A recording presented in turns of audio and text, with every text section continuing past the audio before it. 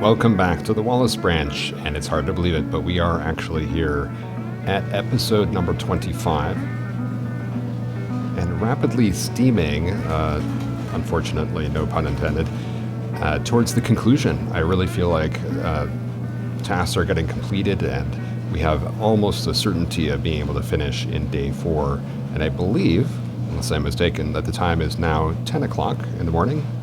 And we are well on the way with one of the urgent tasks already having been completed. Another urgent task is in this train, and we just need to switch out some cars here and make sure that that task can get us on its way as quickly as possible. So right now we're once again with Tasha Yar in Wallace.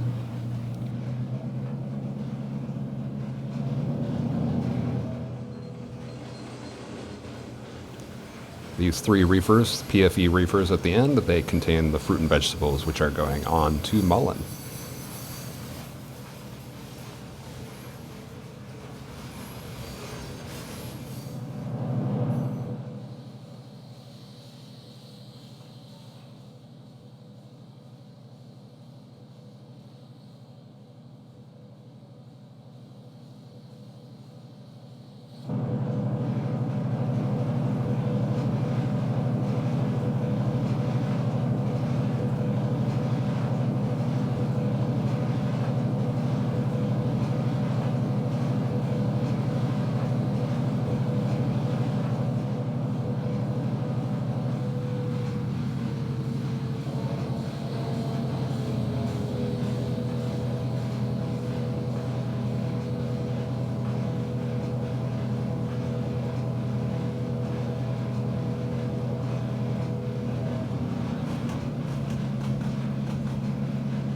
Now the boxcars, they are going to Silverton, and I think the first step is really to switch out.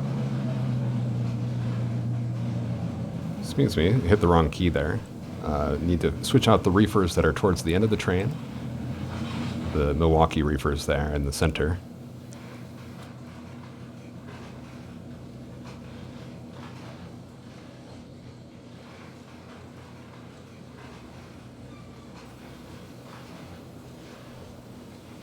So I think we can stop this right here. We're on a 1% grade. Stop almost instantly.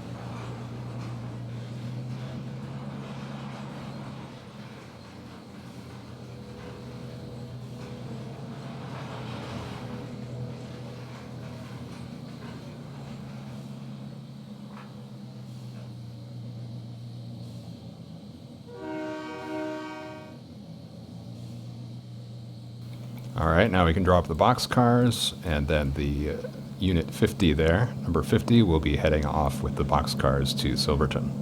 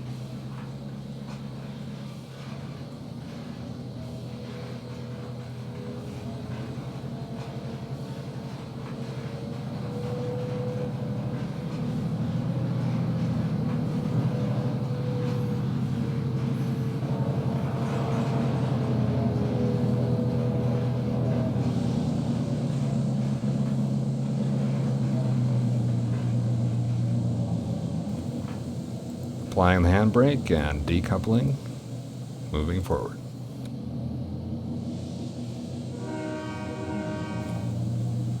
Again, it's so easy to forget the horn for me.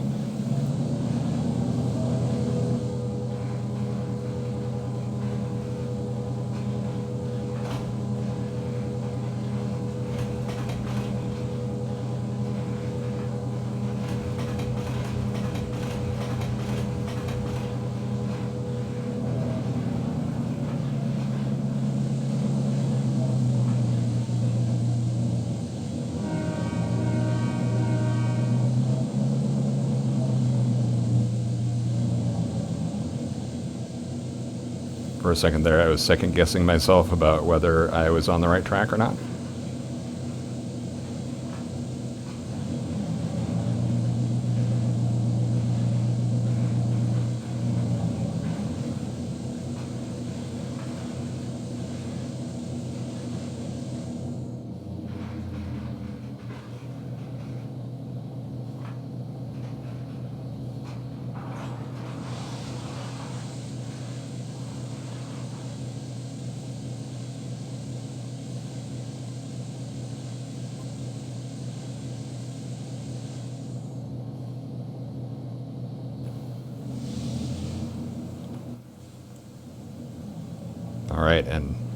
All right, we are on our way, and this is looking, I guess this is looking from the wrong unit, but anyway.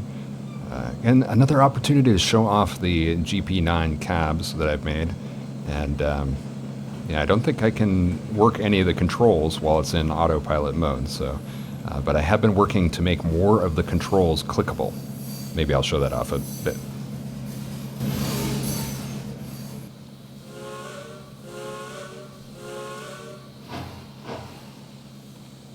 All right, we're not going far.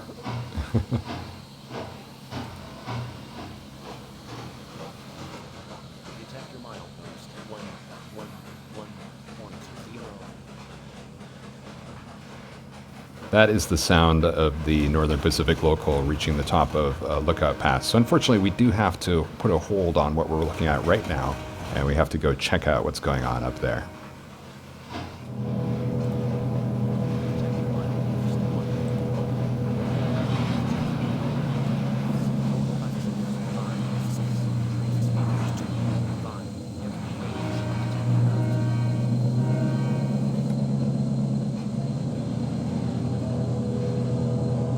Well, it's a nice place to linger, but yeah, we have to come back to the Northern Pacific local here because we just went a couple miles too far. We're just right around the bend from the Cox Spur, and that's where we're going to be dropping off these log cars. So I'm going to rush back there, drop off 5 log cars. Well, not drop off, we're going to load them, and then we'll be on our way.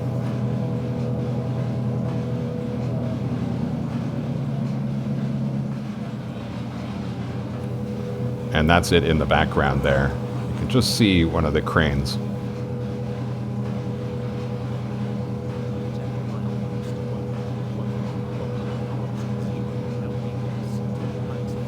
The hotbox detector, of course, goes off both directions.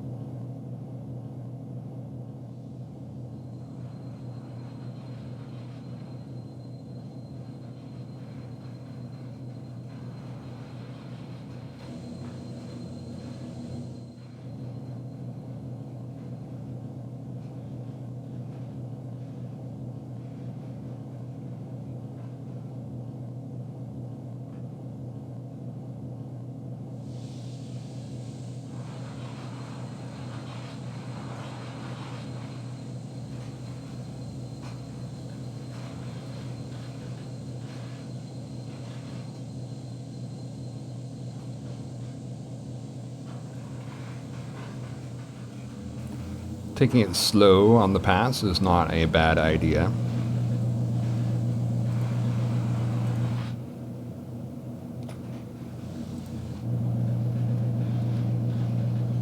all in all, I'd say this has been fairly efficient, even though we slightly overshot.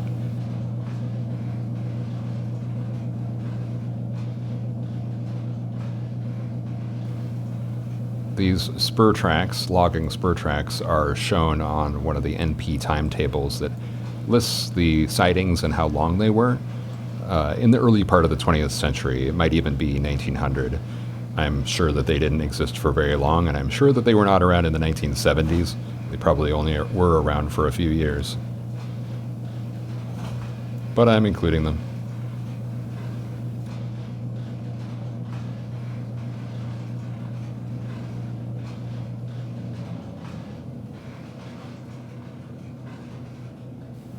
Now these logs, all the logs that are produced on the route are destined for DeBorgia lumber. Most of the industries are independent of whether there's an industry chain present on the route. They may occasionally send or not send to industries that are on the route, except for these lumber and also the limestone. All of that goes to its downstream industry. So there we are.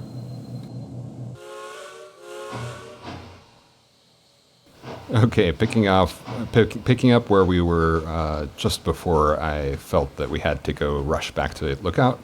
Now we are right here, back with this string of boxcars, and we're going to couple up and we're going to navigate to the Silverton Bottle Factory. And yes, I did see that little message behind us saying that Hank Williams is stuck. I'm going to have to find out what that is about.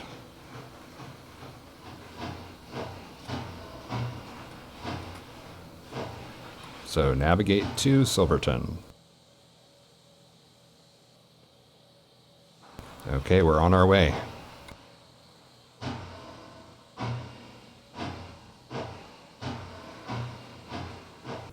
All right, it should be absolutely no surprise that this train here is blocking the entrance to the industry that we need to serve now. And we're actually leaving these cars that we want to probably stay coupled to.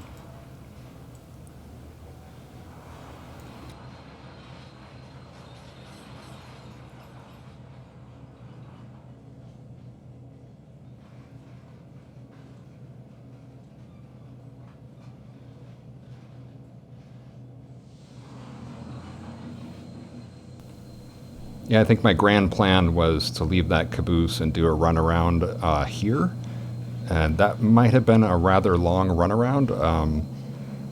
Yeah, so I don't think it's such a bad thing that we're not able to do it that way.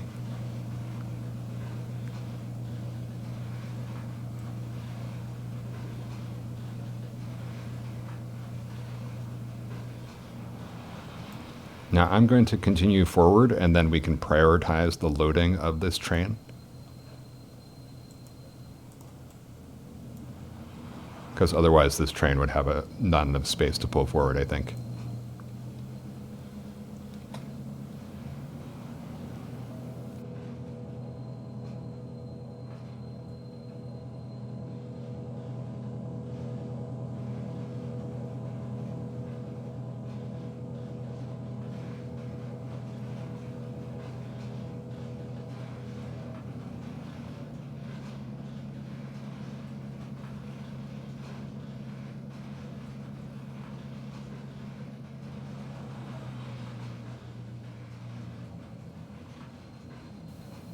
Okay, somehow I didn't stop it in time. I was imagining somehow in my mind it was longer than this, so yeah, completely overshot.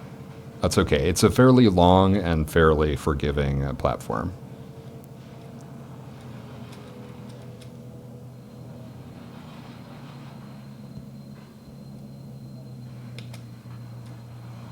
Okay, we're going to come back to this, but this industry now, the BHS goods, will have received all the lumber it needs to receive, and this task will be marked as done. Okay, now we're arriving at the famous Tiger Hotel, and it turned out that this is the track mark that Burke Tiger took us to, a little bit beyond where we need to go, but we're only about 100 yards beyond. The hotel, by the way, one of the only hotels, or the only hotel where the tracks went through the lobby of the hotel. More of a boarding house in reality.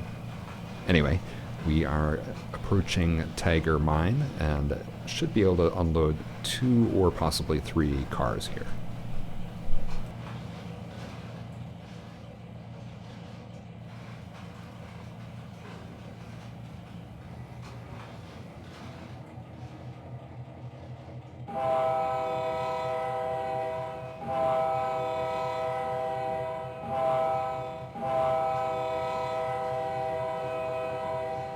Yeah, we're only sticking out a tiny amount into one lane, but I figure, well, we still have to do the horn, right? All right, we're back with Alan Alda, we're back with Jessica, and we're also back with the GP38-2s. Who is it? Richard Dreyfuss, right? Anyway, we are definitely having a bit of a situation here. There's no way we can have this persist, even though there's nothing urgent individually that has to go on here. If we don't get this track cleared, we're going to have a major difficulty. And I think the thing to do here is to switch out some tasks. I doubt it would happen on the real railroad, but I think we're going to pull this train forward. Oh, it looks like a switch was thrown underneath this train, so I hope we can make it through without a derailment. And that is not my fault. That is definitely autopilot. Some combination of autopilot and junction derailment prevention rule did not act correctly there. It is a long-standing complaint of many people that the AI will throw switches underneath trains, something which never would happen in real life.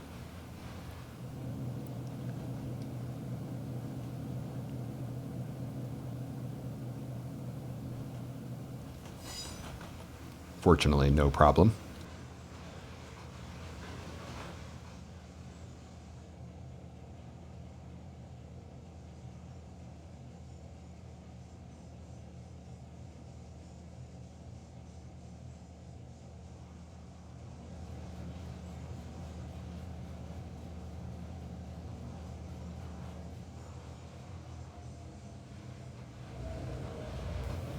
Okay, in keeping with the strategy of mixing things up in the name of efficiency and in the name of keeping things interesting, perhaps a little bit, I am going to decouple this part of the train and send that back with Jessica. Jessica, who never normally leaves the smelter area, Jessica will be in charge of taking that forward. So yes, Jessica Rabbit. Forward, Rabbit.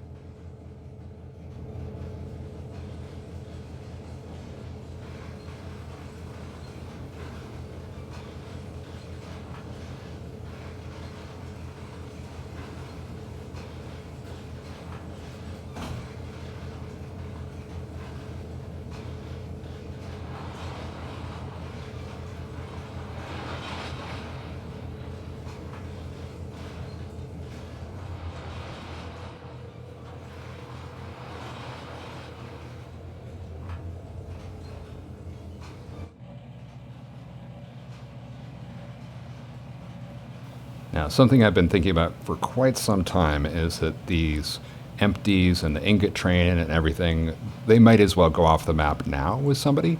I wasn't thinking to send them off with the GP38-2s, but I think that now that we're here, it probably makes sense. I don't think it makes sense to wait for all the other trains. It's a long enough train, it's a heavy enough train, and yes, it's all downgrade, but nevertheless, I don't like to have the train weigh too much, and the ingot cars do weigh quite a bit.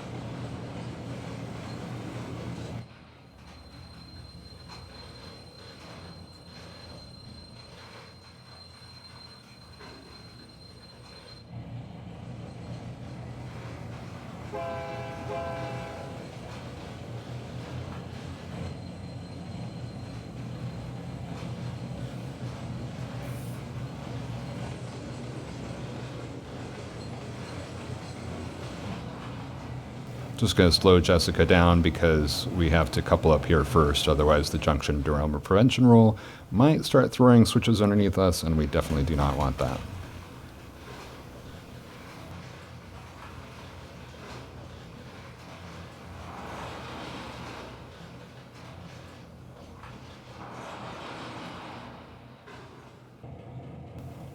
All right, Waza, you are going to be going to the plumber portal. Okay, and the departure of this train completes another basic task on the route: zinc ingots from the zinc plant.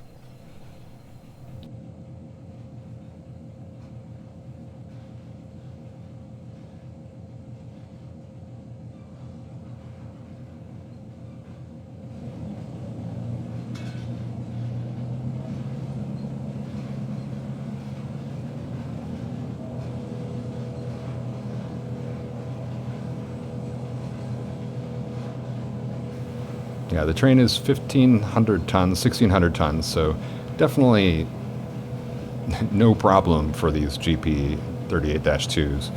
But still, I think it's good to clear these track out, and we're gonna have plenty of room, plenty of engineers still on the route to take our other trains off.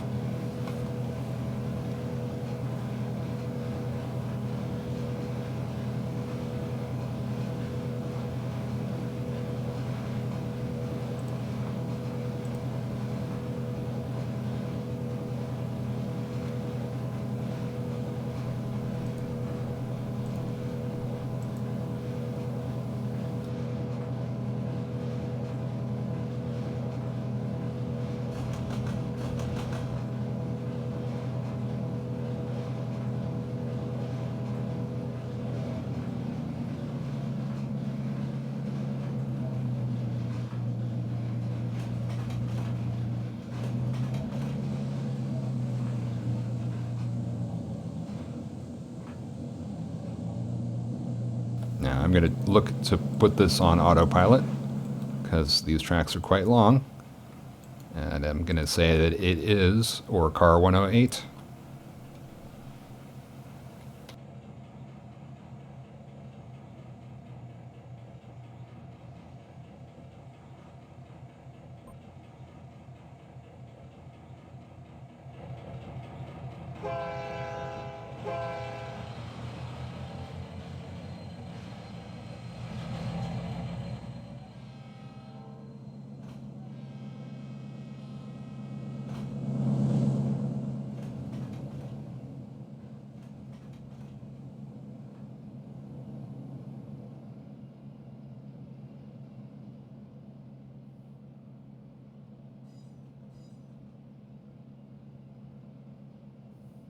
So yeah, now all those lumber cars are unloaded, but unfortunately we need to do the run around of the train, and that's not possible because there's caboose blocking the train right now.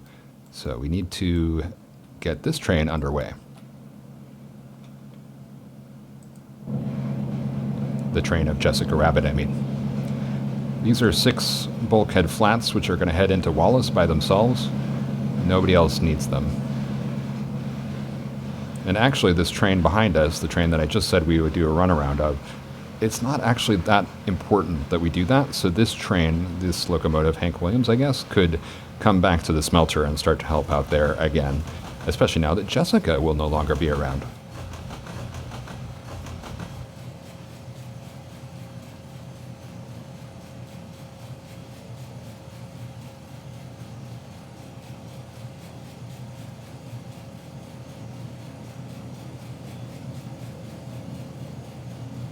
But yeah, not too many crossover tracks in this Wallace concentrator, Kellogg concentrator area, Kellogg yard area. Long yard tracks and not many crossovers.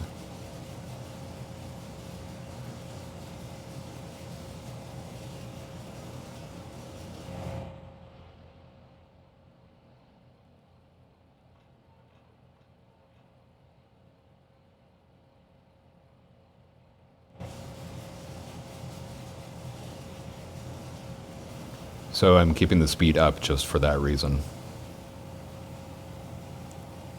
And once we make the turn here, then I will put it into coupling mode. We'll go up back and couple with that caboose, and then we'll be on our way to Wallace, I think. That will bear watching, certainly.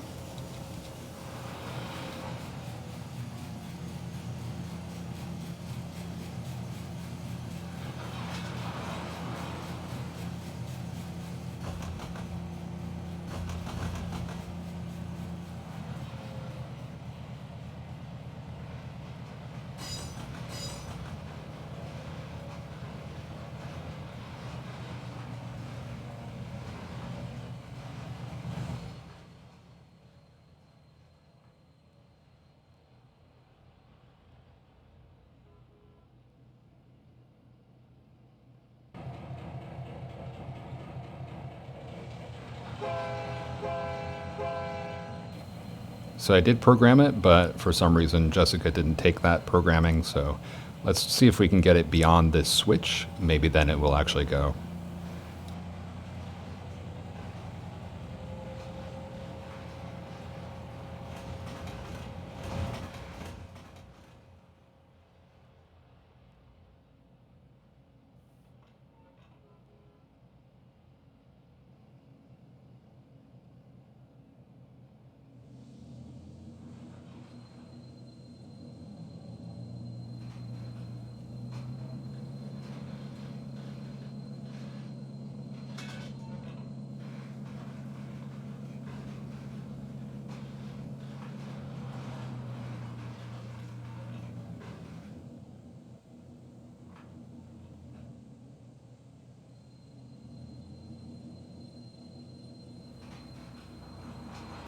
It's impossible to have clearance on both sides, I think. We're just too long for this little siding, which is fine because we don't need anybody to get past us. We just want to make sure that that coupling task gets complete.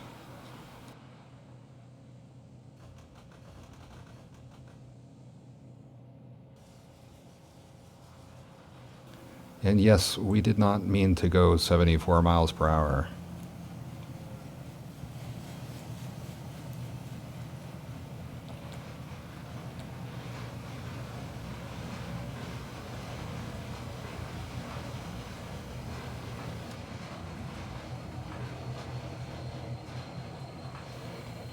For a second there, I thought, oh, we're just going to have a crash.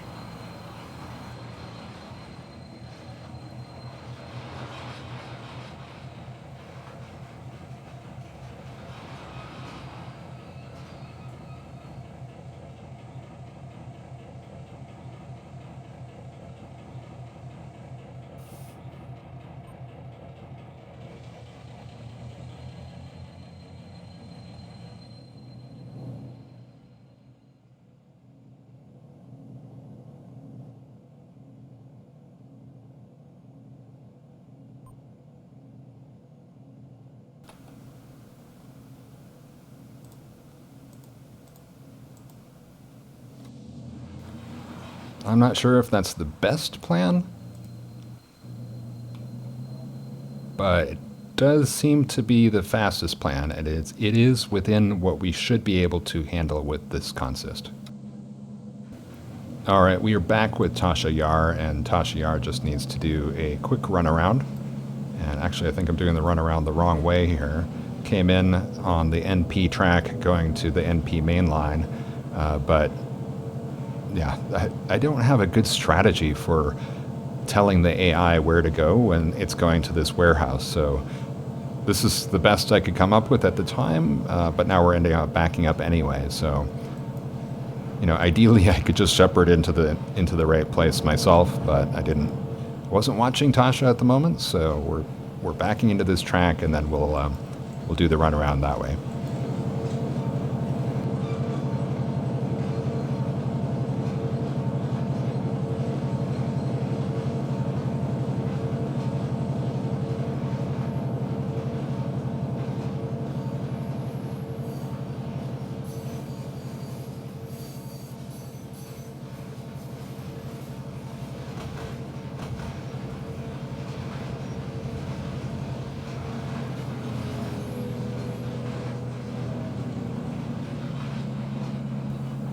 All right, now let's see if we can use the run around command.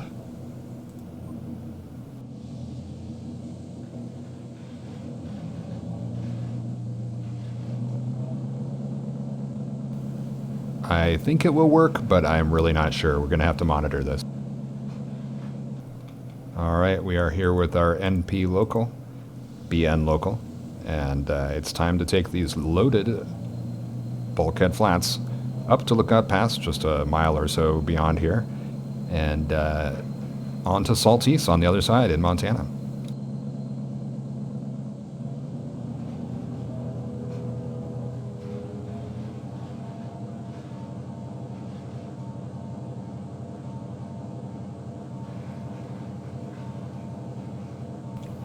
.10:30 on the Wallace branch, and I would have to say this is the time when the route just looks the best.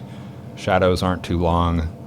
The draw distance of the trees is just right. The haze is just perfect level of haze, and there's no weird lighting effects for the textures or roads or anything like that.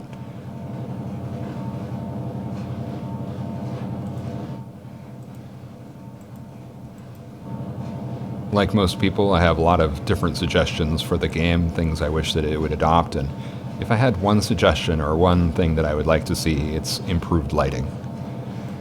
I know it's on the roadmap, but occasionally you have questions about how big of a priority it is.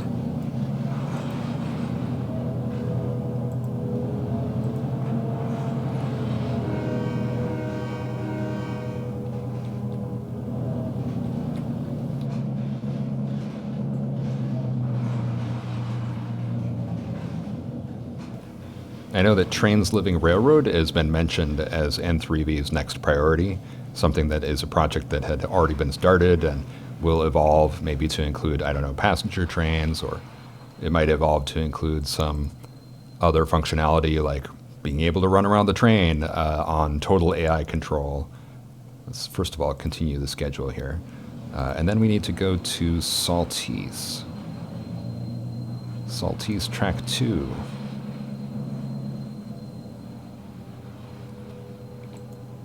Now, just because TLR, or Trains Living Railroad, which is a way to automatically control train traffic through industry demands, just because that's something that basically has almost no interest to me, I do understand, I do follow the forums and I follow the Discord, and I understand that there are quite a few people who are interested in that, would like to see that actually happen. All right, we have loaded quite a few cars here, and I'm going to continue pushing in.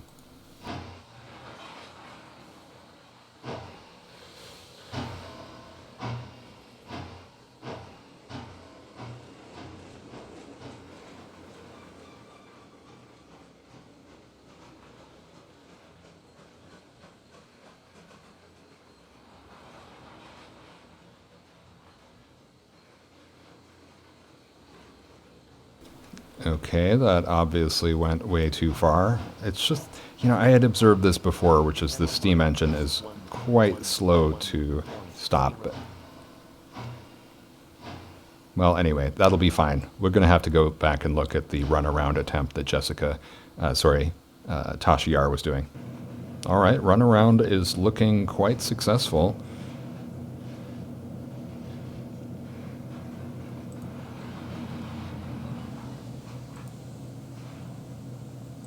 Detector milepost 11110. LUX. Total axles 5, 6. Train speed 2. MPH. Detector out. That's like the third time this episode that we've heard that particular hotbox detector, because we went up to Lookout, and then we went down from Lookout a couple miles, and now we're going back up to Lookout. And we will be back.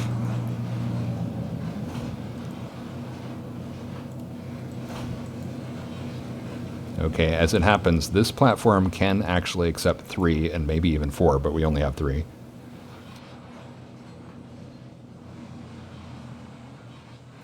So we can mark that as done. And that is an urgent task, so 2 out of 5 done. Okay, Alan Alda is making good progress with this zinc train. I'm actually kind of surprised. So I think, based on the number of cars, which I think there are 10 or 11. Let's just check that.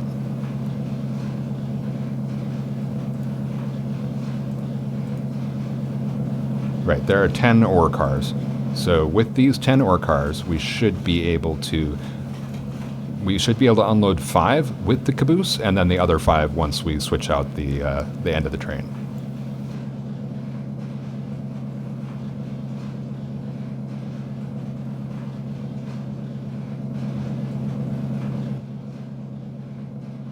And since we're on autopilot, we might as well sit in the cab, right?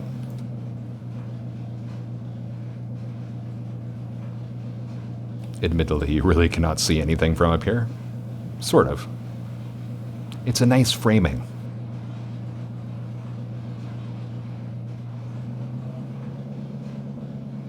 And we know the computer is going to be more cautious than me, so...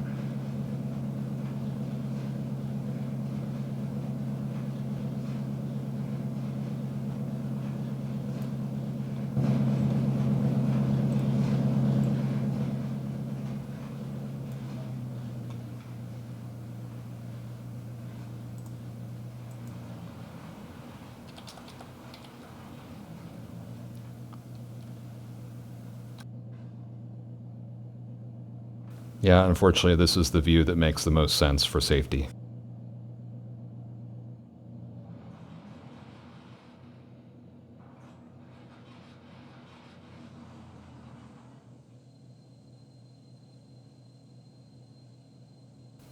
Okay, I'm going to leave this for a moment. Okay, much to my surprise, all 3 of the log cars managed to unload here. Lumber cars managed to unload here at the mine. So we're just going to have to go straight back down to Wallace, which is exactly what we want to do.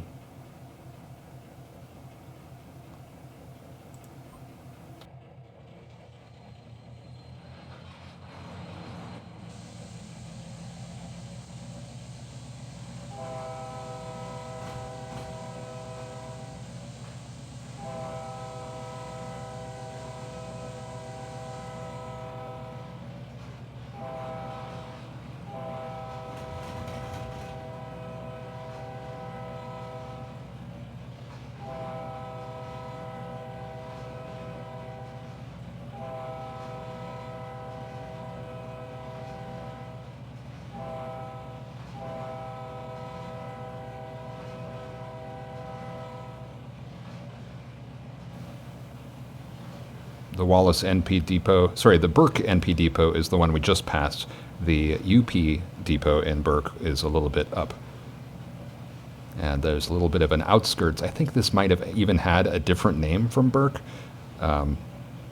Such tiny little towns, each one with their own name, their own history, probably their own memories, and all of them are completely gone.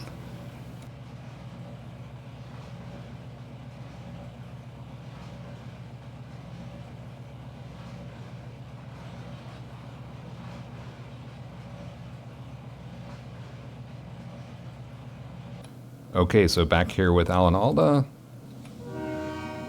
Just going to switch out the empties and unload the last group, and then this task will also be completed. And that's it for the zinc plant for this series.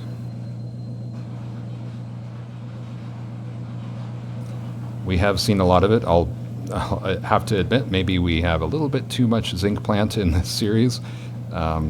The whole idea that I had was that the smelter should be handling a huge number of ore loads, and then it just so happened that none of the mines were picked by the randomizer to supply zinc this time around, and so that meant that all the zinc coming into the smelter area was coming from off the map. So yeah, we got treated to a little bit more of, I guess, sort of routine every episode visiting for the last 3 episodes. 3 or maybe even 4 episodes that we've been here at the zinc plant. And I think we did come back, we did come to the zinc plant one other time earlier, but that was just a one-off where we were delivering some goods, I think.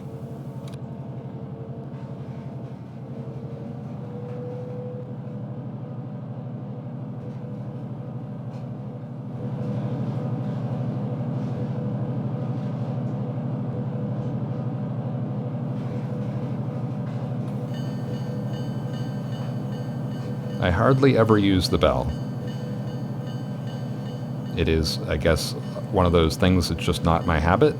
Even though I want to, I think I should, but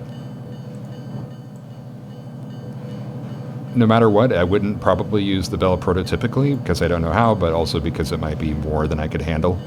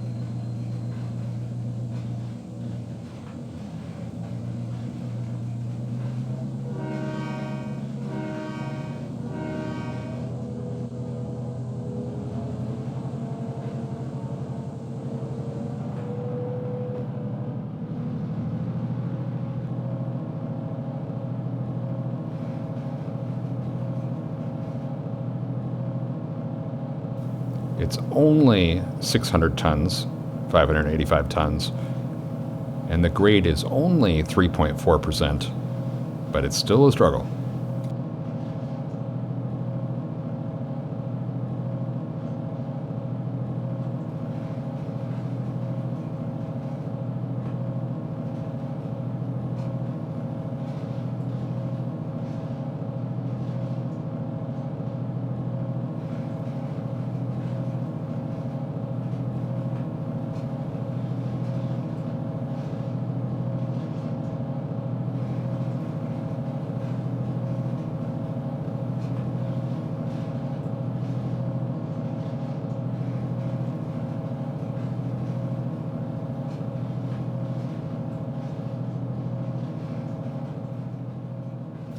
And unfortunately, this is where I think it's the easiest to monitor.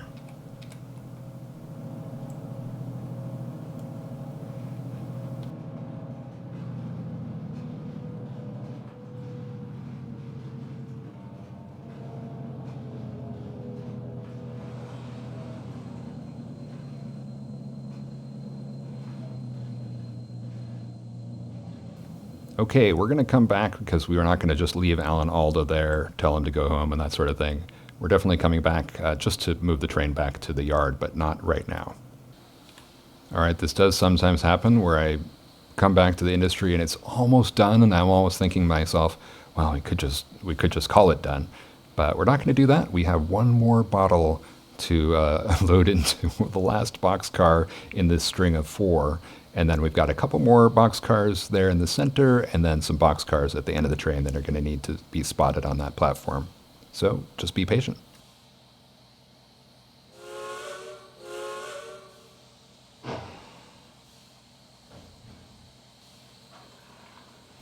And I'm going to keep the commodity bars showing.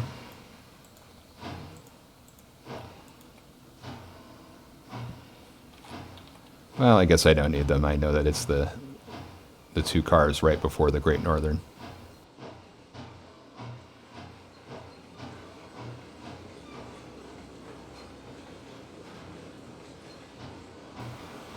And there we are, and next we're going to go back to Mullan and Tasha Yar, who probably has finished up with the fruit and vegetables. Indeed, I was correct. As it turns out, Tasha Yar is ready to move, but first we, of course, have to switch out the caboose. So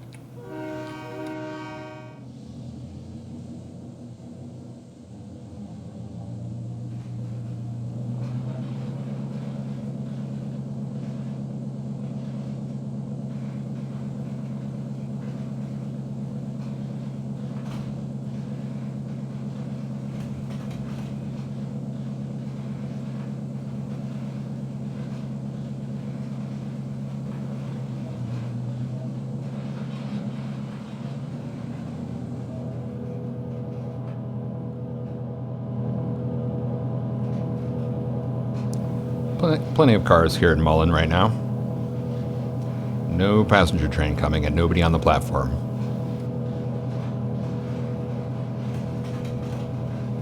It's a working depot. It's not a passenger depot at this point.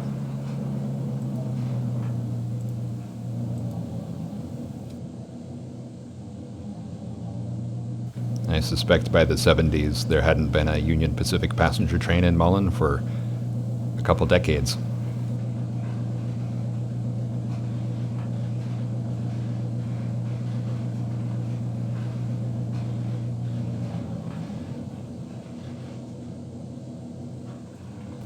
A lot of railroads, including Amtrak, they'd get rid of the passenger depot once passenger service was either suspended or if it was reduced in numbers, like what happened with Amtrak in places like Chicago and Minneapolis, where they just sort of got rid of their property. They figured, well, let's unload this. And unfortunately, they sort of unloaded that property at the worst possible time.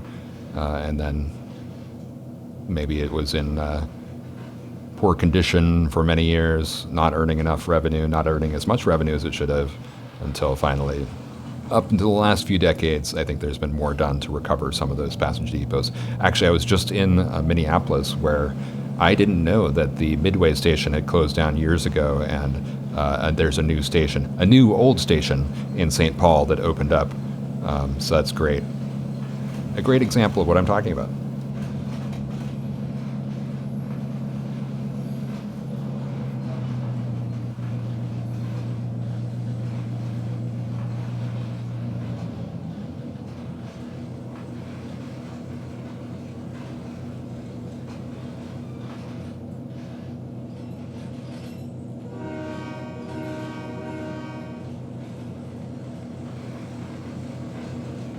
And you might be thinking to yourself, well, now that we accomplished this urgent task, what more is there for Tasha Yar to do? Is she all done? And the answer is definitely not, because we really need to get back to Wallace and pick up that ore train.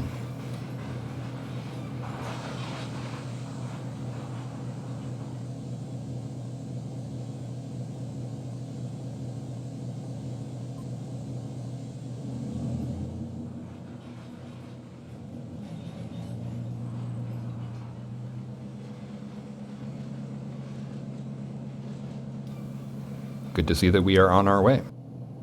All right, let's take Alan Alda off this track and back down into the yard. And whether Alan Alda does have anything else to do, that is an open question. I am not sure. I mean, there are definitely going to be more cars to be taken off the map, but most of those are not coming from this area now. All the ingots have been taken away.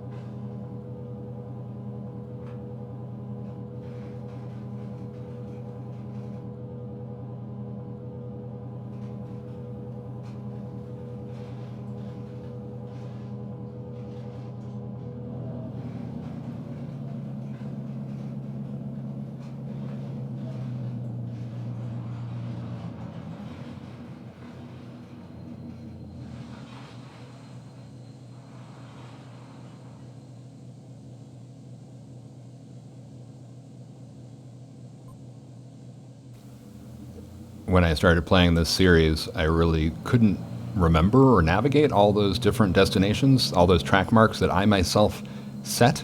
And now it's just second nature. I mean, obviously I played a lot of hours on this. We're in episode 25, but I played a couple playthroughs, so let's call this actually 75 hours playing on this route. That's what it's taken me to really feel comfortable with all the track marks. It's 67 miles. I don't know how many track marks. I'm gonna guess 150, maybe 200 track marks to keep track of. All right, here we are back with the NP local heading through Borax. And here's a view that we rarely get to see. We don't get to see much of Lookout usually because it's on autopilot. And then certainly the tunnel we don't get much to see. And I'm not even sure if I've seen the inside of this tunnel before. Borax Tunnel is the only tunnel on the NP. There aren't any tunnels on the Union Pacific. And then on the Milwaukee, there are 2 tunnels, one of which is only the entrance because we don't do the full tunnel on the St. Paul Pass. And of course, we rarely look at the Milwaukee because it's just sort of a spur track. It's how it's modeled on this route, which is unfortunate because there are so many fans of the Drexel to Avery route, which is a fantastic route, obviously. Real Borax Tunnel obviously did not have these lights. This is the tunnel asset that I found worked best, but yeah, if there were a better just plain rock tunnel spline, maybe that would be better, but again, I've never actually looked in this tunnel before. Real life Borax Tunnel is one of the things that attracted me to the route, the looping track, perfect for mile railroading. And I understand the Borax Tunnel actually closed due to risk of cave-in last summer of 2024, just when I was sort of completing the making of this route. Kind of unfortunate, I don't know how the bikers and hikers deal with that. Presumably they have to walk over quite a steep summit instead of going through this tunnel, which is unfortunate. And I suppose coming out of this tunnel entrance must have been a little bit of a thrill back in the day because you get this immediate sharp turn. Seems like quite an experience. It's not as great a view as the view over Lookout looking west, but it is still a little bit of a view. You see the tracks down below that we're going to be going over in just a couple of miles. And the St. Regis River, the highway. All of that is now the interstate highway, I-90. Anyway, as you can tell, having a kind of a leisurely end to this episode because we've accomplished so much, and a lot of what's going to be coming in these succeeding episodes, or maybe just one episode, I'm not sure, will be kind of dealing with this long distance traveling on the Northern Pacific side. Not that the Union Pacific side is done, but the smelter almost done, and then just a couple of other tasks. So I think probably it will be a little bit more compressed. We won't necessarily be showing everything. Up until now, I've been quite adamant about showing all of my moves, even though the trains are obviously sometimes on autopilot and we're not seeing all the movement of the trains, but you're seeing almost all of the actions that I'm taking.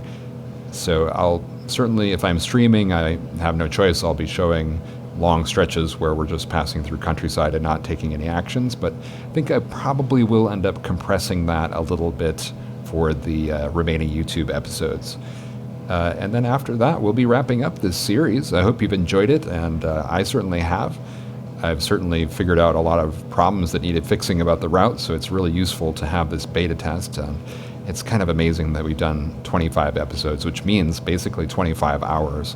And of course, a lot more time went into the editing and preparation and spreadsheet making, not to mention making the route itself, and all the assets like the interior of this GP9 cab, which I'm still not 100% satisfied with. Obviously, the lighting issues that are more trains related, but here and there, a couple of things that could bear improvement, in my opinion, as well. Of course, we're going down grade. It's funny that in the AI control, it has it at notch 5. We would be definitely coasting at this point. So anyway, I am looking forward to episode number 26, when we'll be taking this train back to Salties, doing some switching tasks there, doing some switching tasks in Borgia, and dealing, of course, with the smelter. Now we're coming up to the U.S. highway, This famous spot where Ron Nixon took many photos of the Northern Pacific Z3s back in the day, 1940s and 1950s, and maybe even before then, I'm not sure. So anyway, I really hope that you enjoyed this episode, and I hope I'll see you again next time on the Wallace Branch.